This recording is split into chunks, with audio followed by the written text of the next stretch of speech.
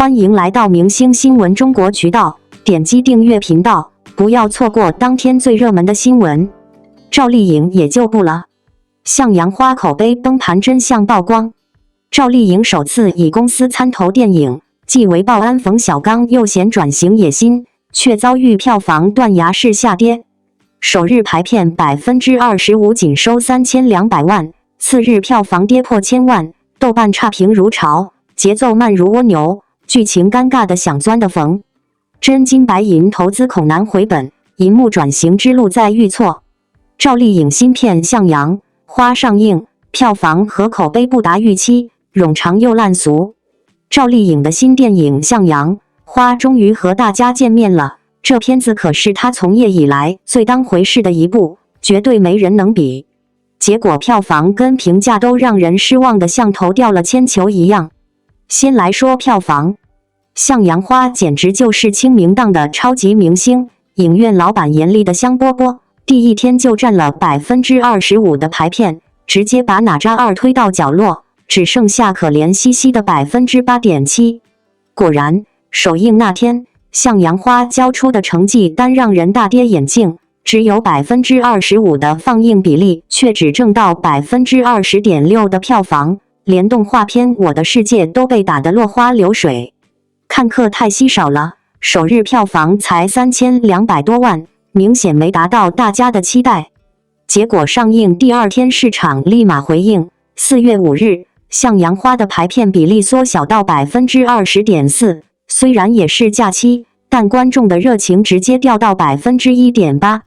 到发稿时，那天的票房被哪吒2给超越了，才刚过1000万，谁能预料到第二天就这么不行了呢？这样搞下去，票房连2亿都难上，一个接一个，赵丽颖又要沦落了。再来说口碑，我真是坚信不疑，这就是赵丽颖猛烈拼搏的佳作。在电影圈里，《向阳花》算是她的开山之作，她自己还掏了腰包参与投资呢。翻开《向阳花》的制作团队一瞧，第一名是美拉文化传媒，冯小刚的老巢啊。这就说明《向阳花》是他亲自操刀，挥金如土的电影。第二个是石鼓影业，老板是鼎鼎大名的电影大咖张一白，紧接着是联瑞影业，排在第4的是重庆新航海影视文化。那可是赵丽颖大姑娘自己握着 90% 股份的公司哦。这意味着赵丽颖真金白银的投了这部电影，也可能把自己的片酬折算成了一部分投资份额。票房不好，赵丽颖白忙活，还很可能要赔钱。这是赵丽颖第一次以自己的公司参投电影，原因不外乎2点。第一，赵丽颖在投桃报李。懂冯小刚的人都知道，这些年他就像个借着华谊兄弟的东风的小船，顺水推舟。资本市场上他玩的就是从华谊兄弟那里拿钱，跟那些大公司玩赌博。电影投资的事儿自己却从来不拿大头。电影可是个烧钱的活儿，风险大得很。有老板愿意出钱就行了，干嘛自己往兜里摸呢？但现在江湖变了，华谊兄弟走下坡路肉眼可见，大小王没能力给太多支持。这一次华谊兄弟的名字在联合出品方的基本就是投点钱意思一下。没办法呀，冯小刚只能自己上阵，给这个行当添点信心，才敢请上张一白和联瑞这些公司一起玩。没看过电影的赵丽颖显然是想给自己的发掘者捧个场。你看啊，赵丽颖2006年出道的时候，参加的雅虎搜星比赛还拿了冯小刚组的冠军呢。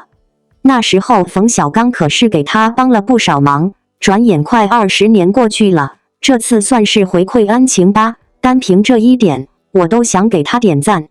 第二，赵丽颖野心很大。赵丽颖在电影这块儿就像一只不会飞的鸡，和她在电视剧里的表现差得老远。现在这年头，赵丽颖绝对是电视剧圈的超级明星，不过要说她是电影人，估计连她自己都没几个人信，尽管她早就拍了20多部电影。早年的赵丽颖基本是听公司安排，接了一些很没有营养，奔着赚快钱去的片子，比如消费 IP 的《宫锁沉香》，综艺的《延续极限挑战之皇家宝藏》。原本乘风破浪让他飞得蛮高，结果第2年《西游记》女儿国一来，直接把他打回了原形。这2年赵丽颖可真变了，感觉她走路都小心翼翼的，像是怕踩到花瓣似的。现在她缺的可不是钱，而是那些让人眼前一亮的好作品，正拼命和大导演们搭上话，捡好戏本儿干活呢。所以合作了张艺谋的第20条，就连女配没台词的也得上场。又合作了伍佰的《浴火之路》，还有那部特别文艺的乔岩的心事。尤其是酱园弄，专门给章子怡配角，哪怕就那么1、2场戏，她也愿意来。冯小刚可不是个小角色，算是咱内地的大导演。向阳花里那个干货式的狠角色，对他来说简直具有致命魅力，这可是他打破自我、改变银幕形象的大好时机呀！可怜哦，向阳花不仅票房像个摊子，评价也低得让人心碎，简直像要翻船一样。这部电影在豆瓣上的评分简直像跷跷板，一边高的离谱，一边低的让人想哭。粉丝们拼命给他洗白，结果差评队伍撞得跟长龙似的，真是让人哭笑不得。首页那5条点赞评论，居然有3条都是在对，真是拍个电影难得要死，有时候觉得挺尴尬的呀。真是一部垃圾电影，搞得我白白耗了2个小时。所有人说话都像是跌进了麦田，听的人只想捂耳朵。剧情长得能绕地球1圈，还无聊的像看苍蝇打架，演技和角色写得跟机器人似的，毫无生气。看得出来近几年女性叙事很吃香，谁都想来分杯羹了。别老想着用全女班的招牌来赚钱，还天天消费那些可怜的角色，真是够可以的了。这节奏慢得像蜗牛，剧情尴尬的让我想找的缝钻。双引号，赵的台词简直跟豆腐渣似的，兰西亚倒是让人眼前一亮，程潇就像是在旁边溜达的路人甲。点开更多评论，满眼都是差评，甚至有网友调侃说，整个网络都在打哑语，就是不让大家说实话。著名影评人大奇特给了这电影个2星，毫不留情，直接把女子监狱的生活比作芳华的反面教学，完全是把环境、聊天和那点零碎回忆用得淋漓尽致，让主要人物的身份背景一览无遗。显然这儿真是个奇妙的地方，拍照的效果还挺赞的。不过刚从监狱出来的剧情啊，越来越像是在一锅乱炖，想描写刑满释放的人怎么融入社会的艰难，却偏偏把他们的江湖遭遇搞得悲惨的不像话，最后几段简直就是一团糟，没谱了。原本被视作年度最具看点的华语力作《向阳花》，却在上映后口碑出现断崖式下跌，引发大众对影片质量、制作动机以及演员表现的热议。赵丽颖作为这部影片的女主角，倾注全部心力出演一位在残酷现实中挣扎求生的女性角色，演技层面赢得不少认可，但即便她的发挥再亮眼，也无法扭转整体口碑的溃败趋势。究竟问题出在哪里？这部备受瞩目的作品为何在口碑上遭遇滑铁卢？这背后或许隐藏着更深层次的行业现象和创作困局。首先，我们必须承认，赵丽颖在《向阳花》中的表现是亮点之一。从形象颠覆到情绪控制，她诠释的母狼式女性坚韧而痛苦，带有极强的现实共鸣。尤其是几场情绪爆发的戏份，她的演技几乎撑起了全片情感基调。但遗憾的是，赵丽颖虽用尽全力塑造角色，却依然无法挽救剧本的平庸与结构的凌乱。剧情节奏拖沓，情节设定老套，人物转折生硬，这些因素导致观众在观影过程中逐渐失去耐心，情绪难以共振。更为严重的是，《向阳花》在叙事逻辑上存在明显问题。影片试图在商业类型与文艺深度之间寻求平衡，结果却两头失手。导演冯小刚试图以温情叙事包裹社会现实，但在执行层面却显得力不从心。镜头语言缺乏张力，剪辑节奏松散，情绪起伏点错位，使整部片在观众眼中显得冗长且空洞。影片中大量重复的煽情段落，非但未能打动人心，反而令人产生审美疲劳。不少观众在社交平台上吐槽，这是一场疲惫的观影体验，看了1小时，感觉剧情还没真正开始，每一场冲突都像在刻意制造矛盾，太假了。原本被寄予厚望的社会议题，被表面化的呈现，缺乏深度剖析与现实张力，结果变成了一锅加生的鸡汤，既无温度，也无力度。这种落差在粉丝群体中尤为强烈。许多赵丽颖的忠实粉丝在观影后表达了心疼和无奈。颖宝演得真的很好，哭戏很有感染力，她拼了命的在演，奈何剧本不给力。她的努力与敬业不容否认，但一部电影的成败绝非演员一人可扭转。这也从侧面揭示出影视行业的一个老问题：当创作者将演员热度作为唯一卖点，而忽略剧本与结构打磨时，再强的演员也无法力挽狂澜。再来看宣发策略，向阳花在上映前期的宣传过于注重感人标签，不断渲染赵丽颖的演技突破与角色挑战，反而造成观众预期过高。一旦进入影院，所见所感远不及宣传所言，口碑反噬也就成为必然。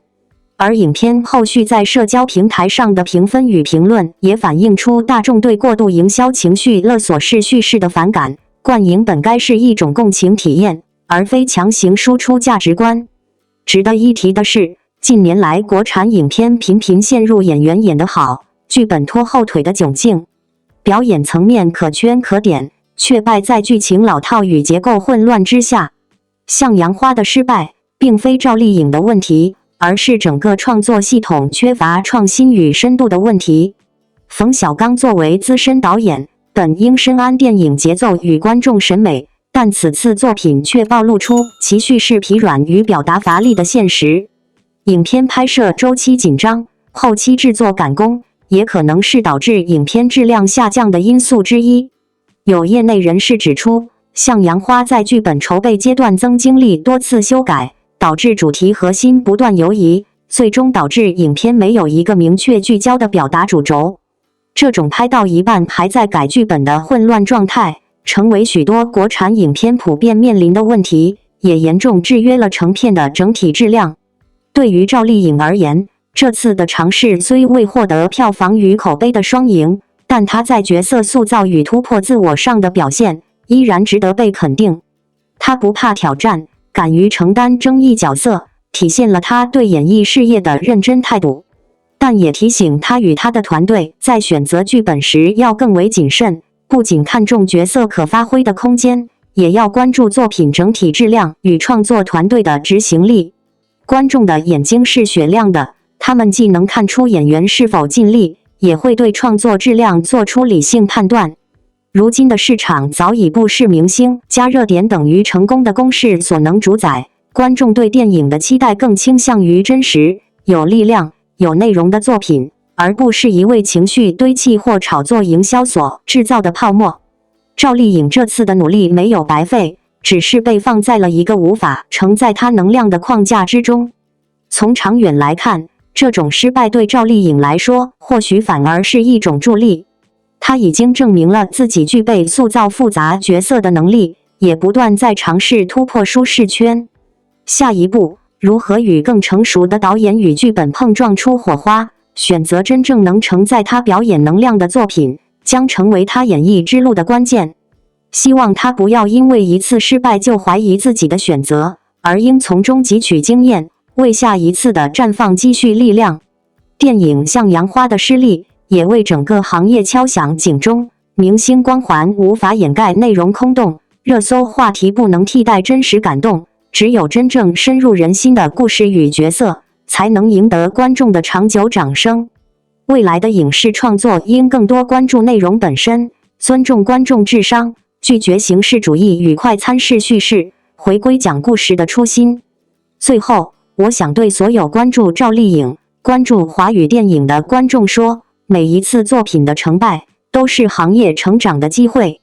我们不必因一次口碑滑铁卢就全盘否定一位演员的努力，也不应因一次失望而对国产片失去信心。正因为我们还在期待，还在失望，才说明我们依然关心，依然热爱。希望下一次荧幕亮起时，我们能看到更有诚意的故事，更真实的情感，更令人动容的表达。愿赵丽颖不忘初心，继续前行。愿国产电影在每一次反思与调整中，走出更坚定的步伐。愿我们所有观众始终保有期待光影的热情和对好故事的渴望。热烈太上头，黄渤王一博组合燃翻全场，笑中带泪太戳心。被王一博的卑微与坚定击中心脏，黄渤与他的师徒火花迸发着笑泪交织的江湖气。当 DJ Along Drop a Beat 炸响银幕，汗水与尊严在舞步里绽放成花。原来热烈不是青春的专利，是每个笨拙死磕的我们在生活泥沼中守护初心的倔强。街舞只是外衣，内里裹着所有被现实捶打却不愿松手的滚烫灵魂。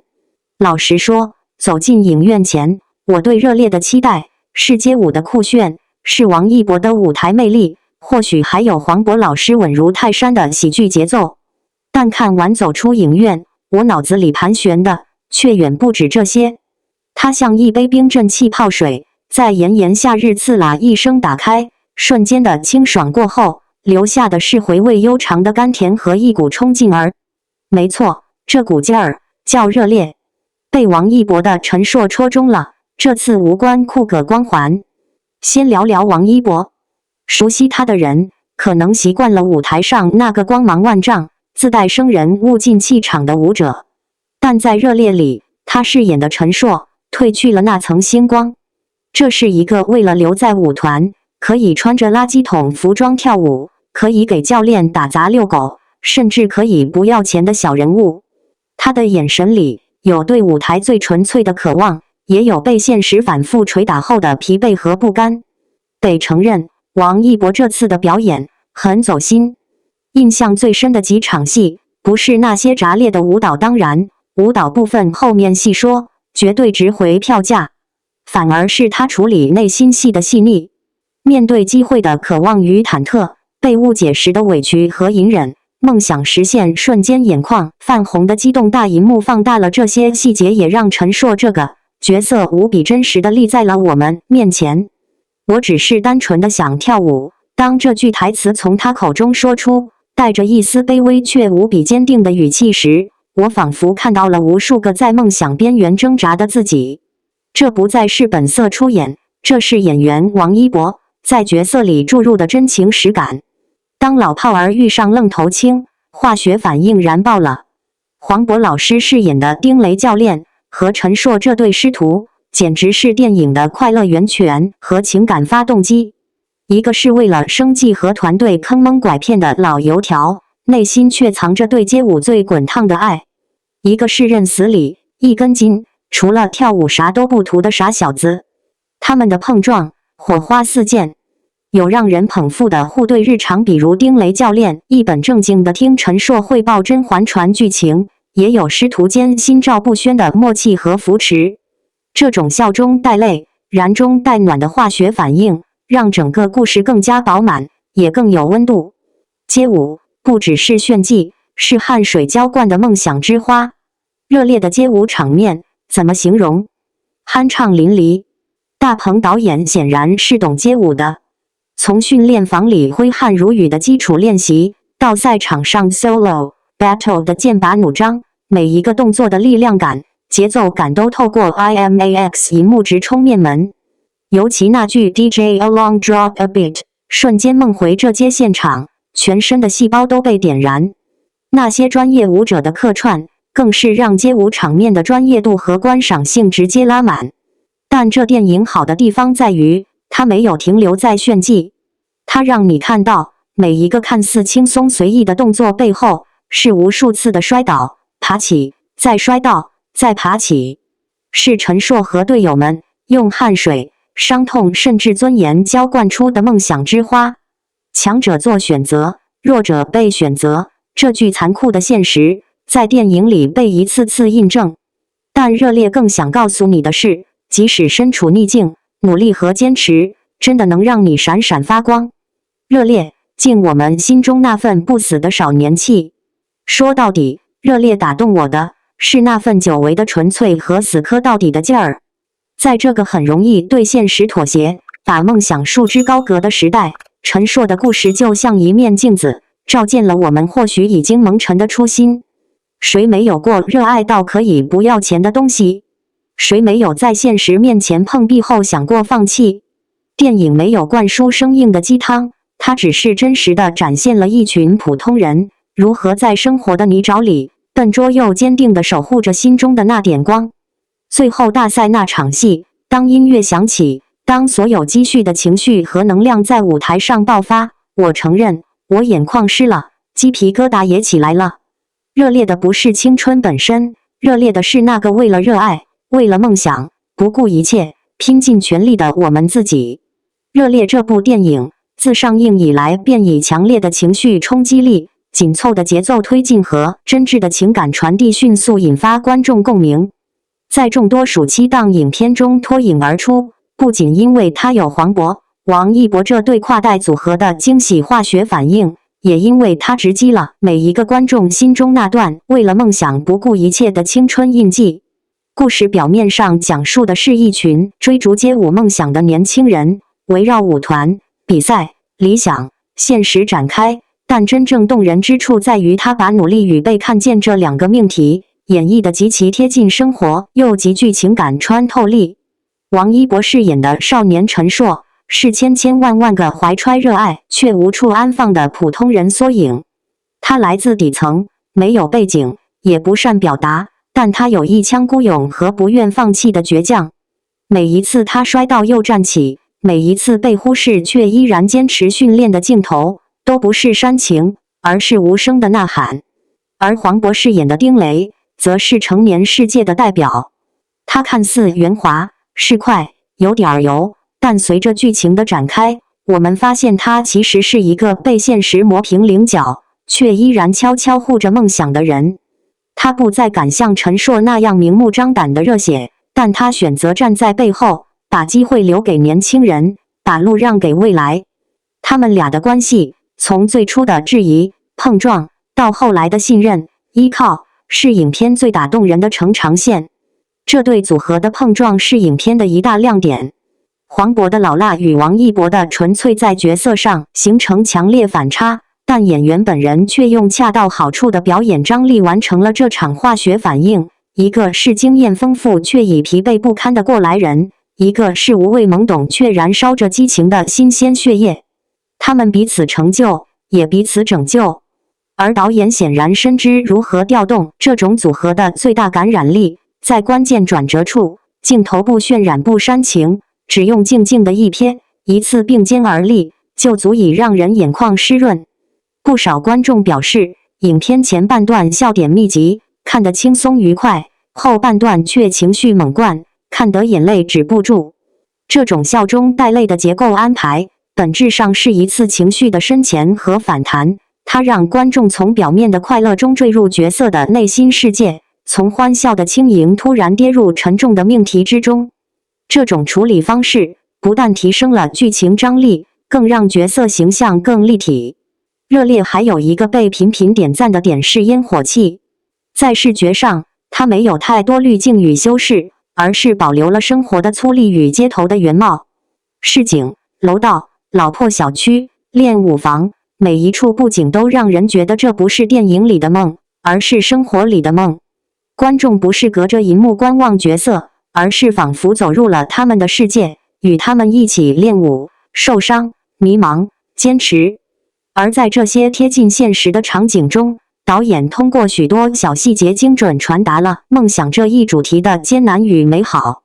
比如陈硕被拒之门外时，眼神里的那点黯淡与不甘；比如丁雷深夜躲在楼道里看旧录像时，那一声长叹。这些都不是大张旗鼓的宣言，却在不知不觉间击中了观众的情绪软肋。值得一提的是，王一博的表现让许多原本质疑他只能跳舞不能演戏的人纷纷改观。他在片中不仅展现了极强的肢体表现力，更重要的是，他通过极度克制的表演方式，把陈硕的内心爆炸但外表冷静演得入木三分。他不用说太多台词，观众却能从他的一瞥一笑中读到一整个故事。而黄渤则依旧是那个情感层次极其丰富的表演大师，他用眼神和语气的细微变化，精准刻画出一个中年人在现实压力与梦想残影之间的拉扯。两位演员，一个沉稳内敛，一个张力十足，共同构建了一个既真实又动人的热烈宇宙。更重要的是，热烈不只是讲年轻人追梦，更是在告诉每一个正在坚持理想，哪怕只剩一口气的成年人，不要放弃热爱，不要放弃自己。影片中有一句台词令人印象深刻：努力不会立刻有回报，但它永远不会白费。这不仅是对角色的安慰，更是对所有观众的一句温柔告白。现实中的我们，也许没有聚光灯，也没有舞台，但我们也都有过一次次努力后的被否定，也有过无数次被现实泼冷水后的低谷时刻。我们也像陈硕一样，怀疑过自己，想过放弃，但却又因为一句鼓励，一个目光，一次偶然的肯定，重新点燃了希望。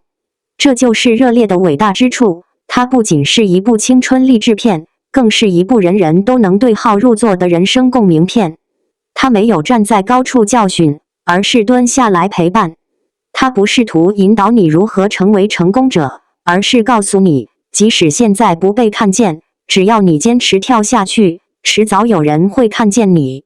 也正是因为这样，热烈收获了无数来自不同年龄层观众的眼泪与掌声。有初中生表示这是第一部看完后想重新站起来跳舞的电影，也有中年观众说像是给了自己一记狠狠的心锤，甚至有年长者说看完突然很想回去捡起当年没完成的事情。这样的反馈说明热烈已经不仅仅是一部电影，它是一次情绪的释放，一次内心的自省，一次梦想的再点燃。他用两个不同年龄层的代表人物，讲了一个所有人都能理解的梦想故事。在电影结束那一刻，银幕缓缓暗下，耳边仍回荡着那句轻声的“你跳得真好”。或许在生活中，我们等了很久也没有听到这一句，但没关系，电影替我们说了。它告诉我们，努力不会白费，只要你坚持，只要你不放弃自己，就已经很了不起。写到这里，想对每一位看完热烈的观众说一句：如果你曾怀疑自己，请再相信一次热爱；如果你正在低谷，请允许自己脆弱一下，然后继续出发；如果你已经放弃梦想，请记住，这世界上总有人在等你重启热烈。因为热烈从来不是属于某一个人的特权，而是每一个认真活着、真心热爱的灵魂的共同名字。愿你我都能带着热烈的余温，走进生活的下一幕，燃着走，笑着闯，即使落泪，也永不熄灭心里的那团光。感谢您观看视频。如果您觉得本时事通讯有用，请不要忘记点赞、评论和订阅。祝您生活愉快，充满活力。再见。